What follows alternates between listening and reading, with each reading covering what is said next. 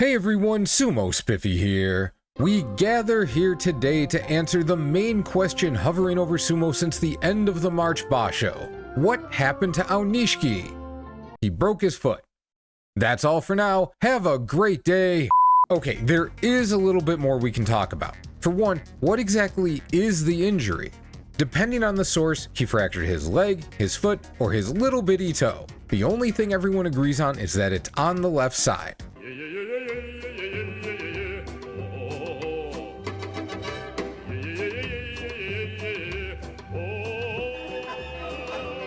Now, sumo wrestlers get hurt all the time whether we know about it or not. So if you feel like, oh, he's hurt is all the explanation you need, cool, you have the knowledge you seek. But all the news in circulation only says he hurt it during the basho, not exactly when. That gives us a mystery to solve. Then we can try to estimate the injury's impact on his performance. There's a lot of chatter that Aonishiki's been figured out, so let's see if we can determine how much of this faceplant was due to injury and how much from Aonishiki getting solved. Let's work through his matches day by day and see what there is to see. If Aonishiki fractured his toe during the basho, then it wasn't likely a factor against Wakamoto Haru. And even though it might look like Aonishiki could have taken that henka and launched Waka into space, staying controlled, finding the belt, and working through the wind is very much what he does. No suggestion of a problem here. Considering their history, Aonishiki does a fantastic job battling Yoshinofuji at the start. After roughly 5 seconds, they each get on the belt. Aonishiki's right hand is locked in, but Yoshi's got his arm under Aonishiki's left to prevent the double grip. Aonishiki pushes his upper body way down, but after another 5 seconds in this position, Yoshi simply powers upward. We can see Aonishiki's doing everything in his power to stay bent low, he just can't do it. Of course, Yoshi can't just keep pushing up on him like this, so they settle back down. Aonishiki uses this opportunity to reach for the belt, but Yoshi instantly spins him around. Not only that, before Aonishiki can pivot his right foot back and stabilize, Yoshi lifts him up again, raising Aonishiki's center of gravity enough to drop him out of the ring. Despite the loss, nothing stands out here to suggest an issue with Aonishiki's foot. His movement is good and he has no problems planting on his left foot.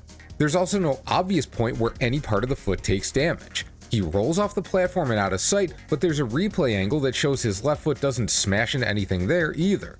Initially, I thought this was where he got hurt because it looks like he's leaning more heavily on his right foot as he climbs up the dohyo and walks back to the changing room. Plus, toe injuries don't always have an obvious cause, so it could have happened somewhere in here. But unless he broke it on Wakamoto Haru's boob, I don't know when it would have happened. And we'll see a little later why this isn't likely where he got hurt. Regardless, full credit to Yoshi for this win, especially the fact he did it in such a different way from his other victories. He's really become Aonishiki's kryptonite. Aonishiki and Wakataka Kage both start pushing, with neither making a real attempt at the other's belt. Aonishiki got Waka going backwards, so he kept it up and Waka never got away from him. Relatively speaking, his foot wasn't under a lot of stress, so I can see him doing this even if he got hurt the day before. So this one wasn't good evidence of anything. This fight starts and Churinaumi's putting up a battle. As the fight progresses, he does a tremendous job defending himself. Like in the Yoshinofuji fight, Aonishiki's footwork is still good and nothing indicates a problem. However, when Churinaumi turned it around, Aonishiki did a little happy dance rather than maintaining his normal wide stance. Given how unusual this is for Aonishiki, I thought this might be a sign of injury, but Churinaumi put him through it, and I think Aonishiki was simply surprised by the pressure. I'm also leaning in that direction because, on top of Aonishiki looking okay for most of the fight, Churinaumi landing on his foot here is the most obvious moment where an injury could have occurred. Fujinokawa had the goofy bounce, but once Aonishiki had him locked up, it was over. Aonishiki's footwork looks fine, so at a glance it seems like he made it out of the Churinaumi fight okay. But he also didn't put much stress on it, especially if the issue was his toe rather than more centralized in his foot. This was the first of 3 straight losses that had sumo fans feeling like they'd been warped to the worst sporting dimension. It's also the first fight where Aonishiki was unquestionably injured. Check this out. He scores a left-hand belt grip right off the tachiai. He usually likes a double grip, and it's there for him to take, but this time he immediately tries pulling Oho over his leg into a shitatanage and underarm throw. It doesn't work very well, but it's not a bad idea right off the bat. Problem is, he just keeps trying it. After the first attempt, he tries it a second time, then a third, then a fourth, then a fifth, then a sixth, at which point he's in a terrible position by the Tawara. Oho just hangs on and leans on him for the win. This is not Aonishiki's sumo. Even if you could convince me he might keep trying the same move if it looked like it might work, the second attempt was such a failure that he needed to do something else, and I don't believe for a second he didn't realize that. But that throw allowed him to put all the pressure on his right foot, so it makes a lot more sense if he was doing it to protect the left. Atami Fuji knocks Aonishiki back at the start, but that's not unusual. What is unusual is that he got popped all the way back to the Tawara. But Atami's looked very strong the last couple of tournaments, so even if Aonishiki's ability to brace against the push was lessened, I think this is more on Atami's power. Aonishiki brought it back as he usually does, but he looked sloppier. Normally he wouldn't just drive Atami back like this and not get the belt. Well, maybe sloppy isn't as good a word as desperate. Trying to catch Atami a little off balance and drive him out through sheer aggression, and being quite vulnerable if it doesn't work, is something I'd expect from someone who wants the fight to be over. And it didn't work. He did follow up by getting the right hand grip, but Atami had his left arm pulled up just like Yoshi. From there, Atami simply worked him back. As with the Chura no Umi fight, Aonishiki's feet are bouncy. The difference is, against Chura, he didn't have much space to work with when this happened. Here, Atami has to push him basically all the way across the ring, but he's not digging in at any point. Even his Kubanage was hopeless. He only managed a double grip near the end because Atami got the same thing, and he had no defense against Atami hefting him up and out. Overall, this fight looked less like Aonishiki was directly hindered by what his foot couldn't do, and more by the sheer pain. Like I said, he felt like he wanted to get out of there, which is not his style at all. Aonishiki gets a huge jump on Taka no Sho, which is not a thing he generally does. He's usually very in sync with his opponents. This feels like a somewhat desperate tactic to get things back on track. Alas, it doesn't do much. Just like Atami, Taka no Sho slides Aonishiki back further than usual, but normally we'd expect him to stabilize and work his way inside. He never finds his footing though and falls to the slapdown. This is another one that's little a column A, little a column B. Taka no Sho's timing was sharp, but Aonishiki's instability fed into it. I'm a little curious how it would have gone if Taka no Sho wasn't on a mega roll at the time. This was a lot like the Wakataka Kage fight. He never got to Takayasu's belt, but he was able to stay low and resist being pushed back. Without being forced to move backwards, and with Takayasu making no real attempt to get away, he was able to stick with Papa Bear through the force out. Once again, Aonishiki has some trouble stabilizing. Plus, like Yoshi and Atami before him, Hiraumi gets his right arm under Aonishiki's left to get that hand away from his belt. On the plus side, because Hiraumi has to lean to the left to make this work, more weight is forced onto Aonishiki's right foot.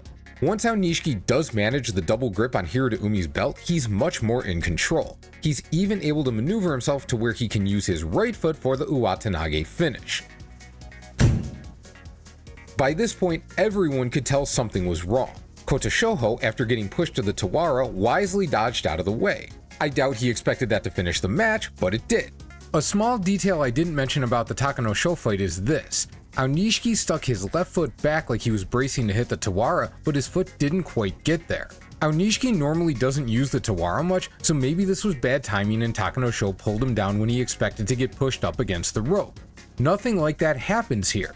Just before he falls, Aonishiki plants his left foot, but his right is already sliding out. He's just too far forward. So when Kota Shoho pushes down, both feet fly out from under him. Between this and the Taka no Sho fight, it looks very much like Aonishiki's leaning in harder because going backwards is so difficult with the busted toe. But now a second opponent caught him doing it and made him pay. After they trade a few hands, Daisho tries a pull down. Aonishiki resists, but when Daisho starts pushing him back, Aonishiki can't get his feet to move the way he wants, and out he goes. Gotta figure this is why he overcommitted to the forward lean in prior matches. Once the push comes, we're seeing Shishi level footwork. He is a mess. From the start, Koto Sakura wisely does whatever is necessary to keep Aonishiki away from the belt. Then he does what stablemate Kota Shoho did, springing left, only more effectively in getting a real push out of it. But Sumo Jesus puts Aonishiki's right foot on the Tawara, letting him push off and get away, and even though Aonishiki still got happy feet, he manages to skip around Koto and find the miracle win. The same symptoms exist here, he just found a happier outcome. For whatever reason, Aonishiki either trusted himself to stay low or forced himself to do so. Regardless of why, he snatched up Kirishima's belt and had by far his best match of the tournament. Hoshoryu forces Aonishiki's arm inside on the tachiai and is already moving into throwing position by the time Aonishiki frees it. That's a better start than he usually gets in this matchup. He steps back and it's not actually clear what happens here. He doesn't try a throw, and it doesn't even appear he pulls Aonishiki, at least not with much force. But Aonishiki's left foot pops up in the air. It's difficult to tell if this was the injury playing up or if he was countering something Hoshoryu did that we can't see from this angle. When Hoshoryu really pulls Aonishiki forward, his left foot lifts up, setting him up perfectly for the Kakenage. And if you look at the position leading into the throw, there's not a lot else Hoshoryu can do. It's obvious what he's going for in a general sense, a right-handed throw. The fact it worked despite that obviousness isn't the issue though. It's that Aonishiki must have seen it coming, yet still couldn't keep his foot on the ground to resist it. So what have we learned? Number 1, Aonishiki was most likely injured when Churanaumi fell on his foot after their day 4 match. Maybe he dinged it up the second day, but nothing indicates he'd suffered the full extent of the injury at that point. Number 2, the effect of the injury was significant. It's much more common for an injured wrestler to fight in their normal style if they're at all capable of doing so and simply be less successful. However, Aonishiki has a bigger bag of tricks than most of his counterparts. Using different ideas to work around the damage doesn't, on its own, say he was completely messed up. Some of his limitations were obvious though, especially on defense. For example, his absurd stability has made him almost immune to slapdown attacks. But after not losing by Hatakekomi since March, he fell twice that way in this basho. And they weren't weird losses that were called Hatakekomi because it was the closest fit, they were legitimate slapdown defeats. Breaking it down further by match, the loss to Oho completely revolved around the injury. Aonishiki did all the work of losing himself. Takanosho, Daisho, and Kotoshoho may have put up a fight anyway, but they won quickly and Aonishiki's foot issue played a significant factor in those losses. Atami Fuji looked strong and probably had a real chance of winning regardless of Aonishiki's injury. I'd still favor healthy Aonishiki since Atami is slow and would give Aonishiki as much time as he needed to set something up, but this Atami would have a genuine shot. Hoshoryu's arm push on the tachiai set up the rest of the match, and that had nothing to do with Aonishiki's foot. The injury definitely made Hoshoryu's job easier, but Hoshoryu's opening tactics still put him in a better position than in any of their matches to date. And let us recall, Kotozakura had Aonishiki in a god-awful position too. The miracle comeback can't allow us to forget that. Number 3.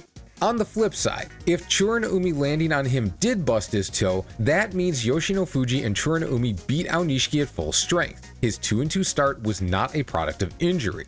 And number 4. Team Izegahama's Beef Boys, Yoshino Fuji and Atami Fuji, did the most work with lifting up Aonishiki's left side and making the double belt grip as difficult as possible. However, Hiradaumi also made pretty good use of it, so it's not like only Izegahama has that special sauce. Granted, the tactic isn't easy to apply, but its effectiveness has now been witnessed, and anyone who can use it probably should. Doesn't mean they will, oh ho, but they should. Here's the broad takeaway as I see it. First, Aonishiki has not been solved. Yes, this arm lift tactic creates new problems and he will have to find a solution. However, finding answers to new tactics is part of the sport. I'm sure he will, but if I'm wrong, then it's probably for the best he didn't finish this Yokozuna run. I'm also not convinced enough of his opponents will try it to create an across-the-board issue. Like we saw with Hiradaumi, it's much harder for shorter wrestlers to use this effectively, which applies to about half of his likely opponents in May. Looking at his taller foes, although I could see Kotozakura and Kirishima trying it on top of Yoshi and Atami, I think everyone else, Oshoryu, Takayasu, Onosato, Oho, and so on, is a maybe at best. Second, he has to take care of this injury. Pulling out of the spring tour, at least for now, is a good start. And his approach to training, especially not feeling the need to grind endless matches against other top competition, suggests he and Coach Ajigawa can resist the pressure to overwork the foot while it's still mending. But we haven't gotten to the Mei Basho yet, so anything can still happen. Put those together and we get the final takeaway. Aonishiki is still Aonishiki. As bad as this basho was, his good matches showed that his dominant style still works even when he's wounded. It's just harder to lock in. So when he's recovered, I'm being optimistic and saying when, not if, there's no reason to think he'll somehow be worse than the wrestler we watched slingshot up the ranks. Let's just hope that recovery is quick enough to save his Ozeki rank, so if he is destined to wear the white robe, it doesn't take far longer than necessary. And that is our breakdown of Aonishiki's first ride on the Sumo struggle bus. I am also working on the video about excessive false starts. When the official Aonishiki injury news broke though, I figured I should move this up in the queue, but that one is still on its way. In addition, we are still racing the Sunday morning sumo show to 10,000 subs. As Goose gleefully pointed out in this video, nearly 1,300 new people subscribed to them during the March Basho. They're doing great. They average 2,500 to 3,000 viewers per night during each basho these days, and I accept that they'll outpace us in the long run, and it's well deserved. But I still want to beat them to 10K. And since they'll inevitably get there during May, that means we have to hit the mark before that. So subscribe. Even if you don't like subbing to channels, just do it for now and feel free to unsub when we hit 10K. Hell, subscribe to both channels. Be part of the rising tide that lifts both ships. That's fine too. Other than that, have a great day, and I'll see you soon.